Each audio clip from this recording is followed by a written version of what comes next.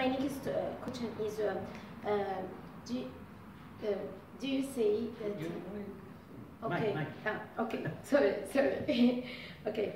Do you see that Macron changed the strategy of France towards the world?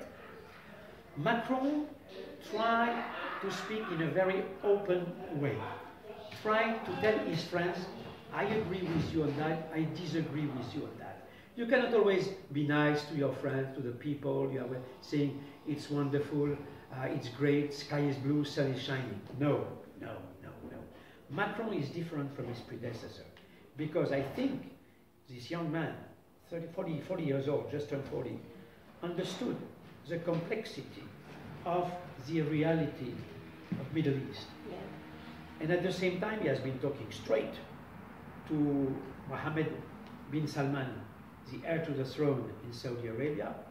He has been talking straight to the Iranians, telling them, okay about the nuclear agreement, but not okay on your ballistic missile, not okay on your Shiite pro-Iranian militia, they have to disarm, not okay with Hezbollah, not okay with the Houthi in Yemen against Saudi Arabia.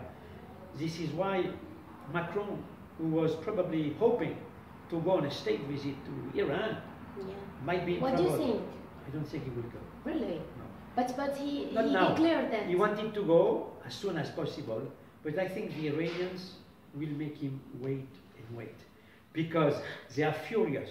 They are mad at him because he criticized the ballistic missile, was against the expansionist policy of Iran throughout Middle East, through Lebanon, Syria, Iraq, Yemen, you're right, and he has been criticizing them so much that now Rouhani, the president, Hassan Rouhani, and Ali Khamenei, the guide of the revolution, are not so keen on having Macron come to Iran on a state official visit right now.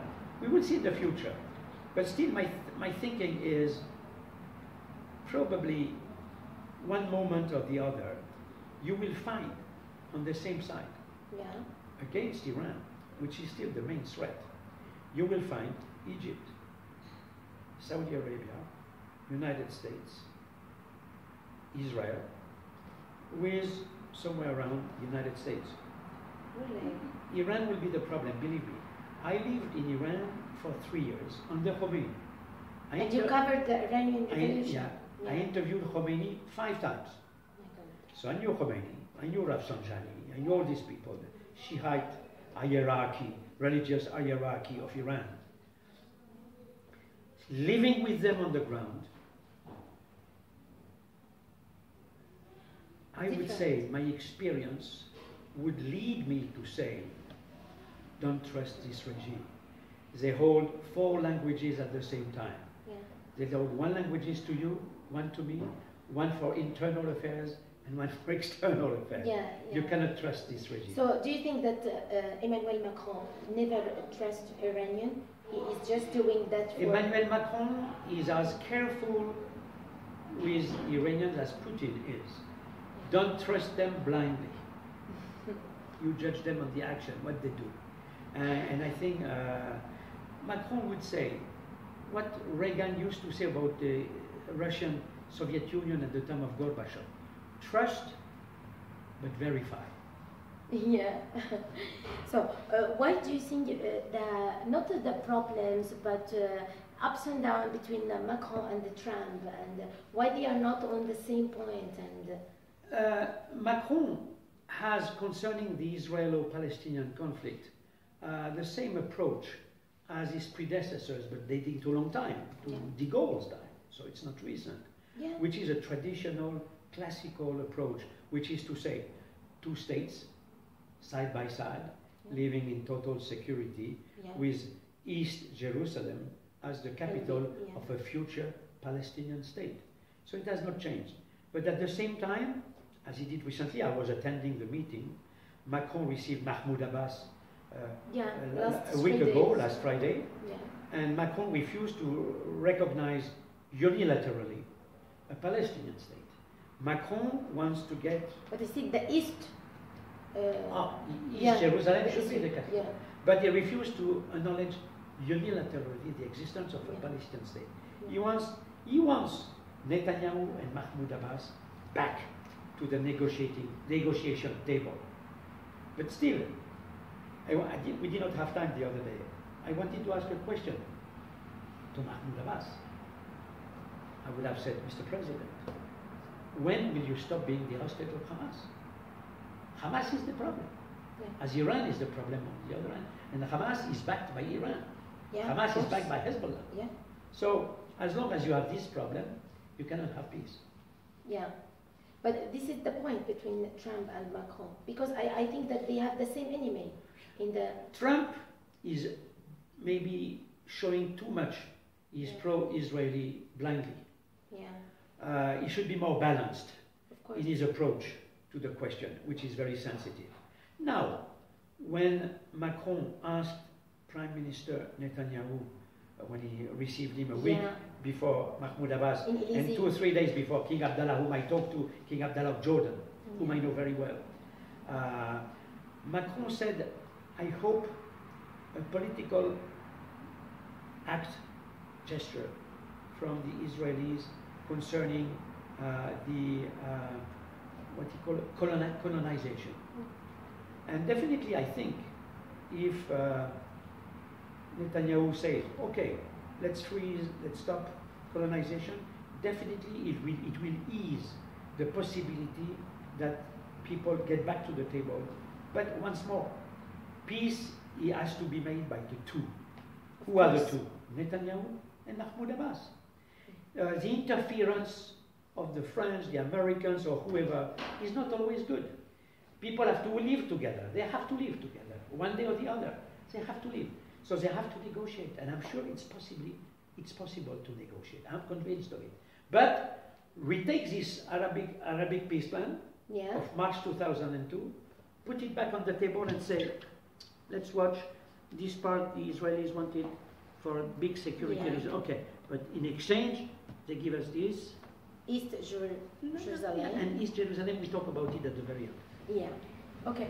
So, do you see that Macron want to change the strategy towards America because the previous president for France, François Hollande, was so close to America?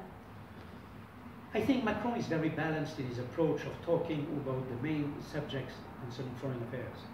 I think Macron he has a new, what I would call a new approach, more direct approach, more straightforward approach about the main problems we are facing around the world.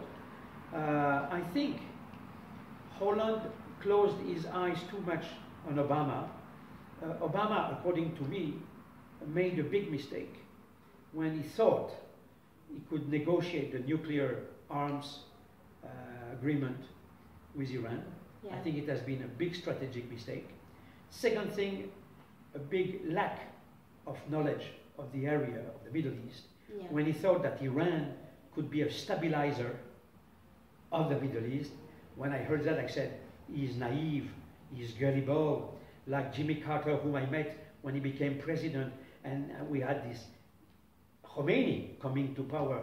And during one interview we did together, Carter and I told me, don't worry, Khomeini and I are going to be going well together because Khomeini is like me, did Carter say, a man of belief and a man of faith.